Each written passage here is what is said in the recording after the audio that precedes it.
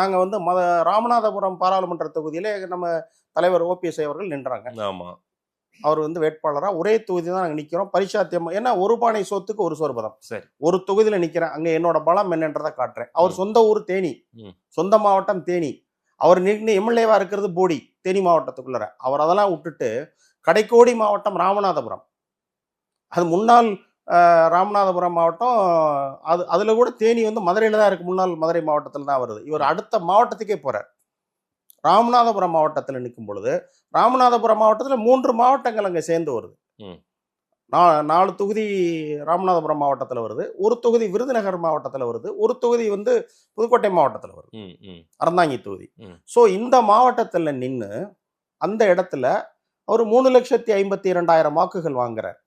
அதே தொகுதியில் இரட்டை இலை சின்னத்தில் இவ்வளவு பெரிய ஆளுமைகள் நின்று 97,000 வாக்குகள் வாங்குறாங்க.